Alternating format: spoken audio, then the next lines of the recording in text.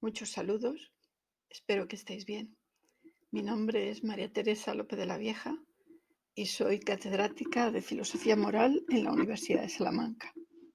Lo primero es agradecer a las personas, entidades e instituciones y, por descontado, a la Universidad de Sevilla el haber organizado esta segunda edición del Congreso y el haber pensado también en alternativas para que podamos seguir comunicándonos. Claro, no es lo mismo que viajar a Sevilla, pero yo espero que pronto podamos encontrarnos allí.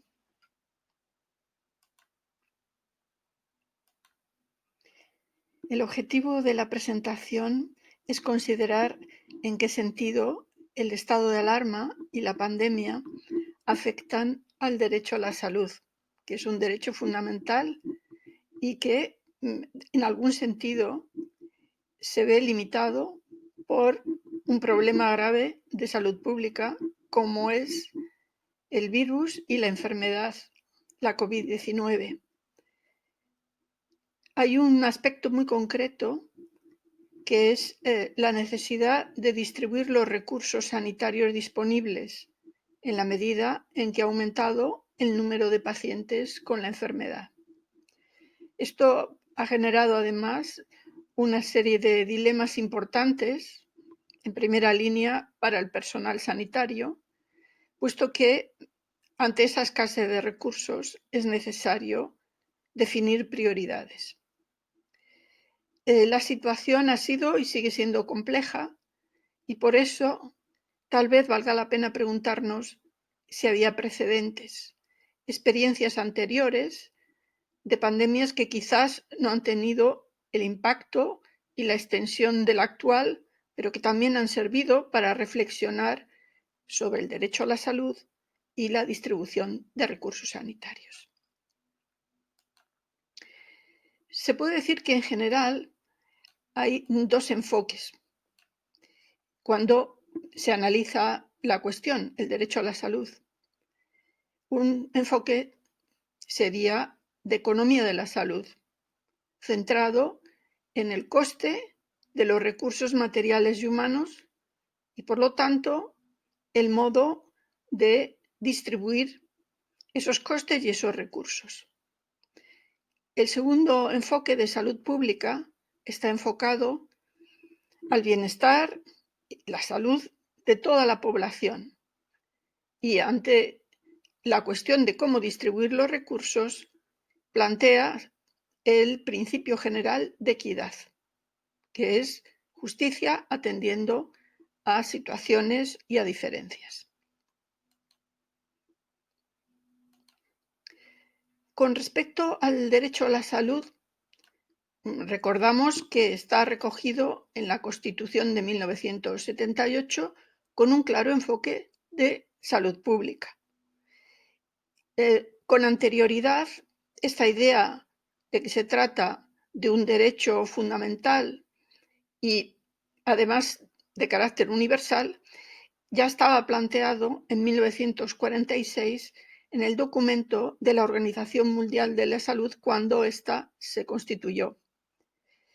Y es interesante recordar que esto se hizo 2 años antes de la Declaración Universal de Derechos Humanos, donde también se recoge ese derecho a la salud y al bienestar. Y bueno, pues hay además una coincidencia, y es que el año en que se aprobó la Constitución española, esta misma organización, la Organización Mundial de la Salud, aprobó una declaración reiterando que se trata de un derecho humano fundamental.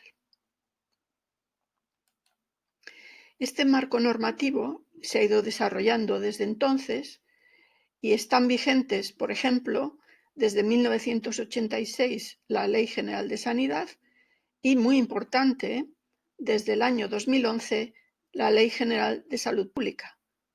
En esta norma se define muy claramente el principio general, que es la equidad, y se hace referencia también a esos elementos relacionados con el entorno, condicionantes, agentes, medio que pueden influir en el bienestar y en la salud de la población. Y este mismo año, aunque con otro rango, el Ministerio de Sanidad ha hecho una serie de recomendaciones para distintos contextos de gestión de la enfermedad y la atención a los pacientes. No tenemos tiempo para repasar toda la lista de situaciones a las cuales se refiere el Ministerio, pero bueno, ahí tenéis el enlace y podéis comprobar que sí se ha intentado el plantear distintos contextos en los cuales se tiene que atender al derecho a la salud y a su vez a la distribución de los recursos. Este segundo tema es especialmente importante. En este año, además, la Organización Mundial de la Salud ha elaborado también sus pautas y recomendaciones para señalar el modo correcto de distribuir recursos y definir prioridades. Me remito de nuevo a la página de la Organización Mundial de la Salud y aquí tenéis el documento. Entonces, el problema es el que se viene señalando a lo largo del año, es la distribución de recursos. Porque en la medida en que no son recursos disponibles para toda la población, ni en este ni en otros países, hay que establecer criterios para priorizar qué recursos y qué pacientes se van a atender e incluso criterios para racionar esos recursos. De manera más concreta y a través de los medios nos ha llegado la información. Durante los últimos meses se ha planteado el cómo establecer prioridades para que los pacientes pudieran acceder a las unidades de cuidados intensivos, en tanto que no había suficientes unidades para hacerse cargo de las necesidades sanitarias. Y aún más concretamente se ha planteado el qué hacer para distribuir los respiradores cuando eran necesarios. Y se han hecho referencias varias a criterios como la edad de los pacientes, el estado de salud, patologías previas y otros parecidos. Entonces, sea como sea, y para eso están esas recomendaciones del Ministerio de Sanidad y de la Organización Mundial de la Salud, digo, sea como sea, es importante que las decisiones sean transparentes y los criterios justificables. Y esto ya tiene que ver con otros principios que son principios de gobernanza, como la rendición de cuentas o la misma eficiencia. Entonces, a lo largo de este año se ha debatido la cuestión y se han planteado estos distintos criterios y han aparecido, por poner ejemplos, documentos en los que se hacen propuestas sobre cómo proceder a la distribución.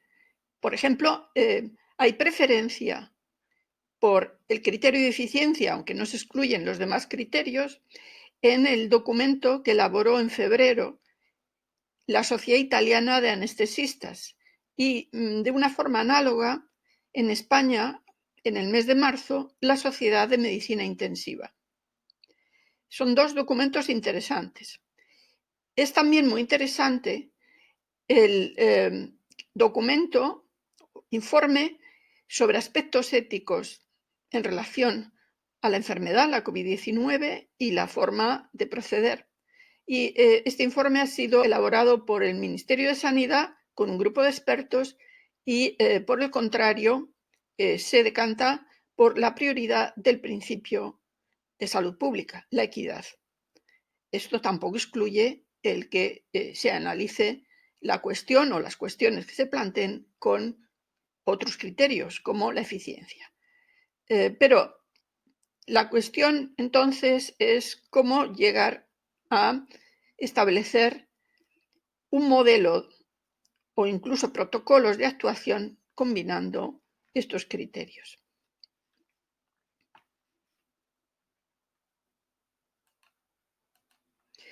Los principios de gobernanza son conocidos, al menos en la Unión Europea desde el año 2001, porque precisamente para mejorar las políticas, incluida la política sanitaria, se indica muy claramente que se debe favorecer la participación del mayor número de agentes, de ciudadanos, la apertura de procesos y procedimientos, la rendición de cuentas en la toma de decisiones, la efectividad, es decir, la proporción entre medios y resultados, y la coherencia. Por lo tanto, tenemos dos puntos de vista que sería deseable fueran compatibles, pero que no están exentos de dificultades. Cuando el foco está puesto en los derechos, parece claro que el principio básico es la equidad y en base a tal principio se ha de hacer la distribución de recursos a toda la población. Mientras que si el foco está puesto en lo segundo, en los recursos, el criterio fundamental es la eficiencia, el cómo se usan y qué resultados se obtienen, y eso puede incluir, y de hecho incluye, la limitación y el racionamiento de tales recursos. La pregunta que se puede hacer es si había precedentes, porque las emergencias sanitarias, estados de alerta, pandemias, han ocurrido, aunque en otra proporción, en años anteriores. Y por mencionar dos momentos importantes que han dado lugar al debate y a consideraciones muy pormenorizadas, podemos recordar el año 2009 y cuando se dio la pandemia, pues se elaboraron documentos para orientar la toma de decisiones. Y hay uno muy completo, muy detallado, que se elaboró en Estados Unidos y que tenéis ahí la información al respecto. Y entre los años 2014 y 2016, a raíz de la epidemia de ébola y después la del Zika, la Organización Mundial de la Salud elaboró en el 2016 un documento muy detallado al respecto del problema, los criterios y posibles resultados. Entonces son experiencias y de las cuales se han extraído lecciones de las que quizá valdría la pena seguir aprendiendo. Es el momento de llegar a algunas conclusiones, siquiera provisionales. Está muy claro que el derecho a la salud, considerado un derecho fundamental, y así aparece recogido en el marco normativo en este país y en otros países. Por ejemplo, es interesante lo que especifica la Ley de Salud Pública del año 2011. Hay también documentos y recomendaciones muy claras de la Organización Mundial de la Salud desde 1946 hasta el 2020. El problema viene dado por las emergencias sanitarias. ¿En qué sentido? Este derecho universal y fundamental a la salud se ve afectado por la necesidad de distribuir los recursos disponibles. Bueno, el principio general para la salud pública es la equidad, puesto que aplicarlo no es un proceso sencillo. Para eso es conveniente que se abran los procesos de deliberación, el debate público, el debate entre especialistas, y que se consideren las recomendaciones al respecto. Y en este sentido, el atender a los precedentes significa preguntarnos qué lecciones se aprendieron, qué lecciones podemos seguir aprendiendo y, sobre todo, qué lecciones aprendemos ahora de la pandemia y de la enfermedad, la COVID-19, en la medida en que sus consecuencias van a durar al menos los próximos meses. Solo me queda ya agradecer la atención, agradecer también que se haya organizado el Congreso y reiterar mi deseo de que podamos encontrarnos pronto en Sevilla. Hasta pronto.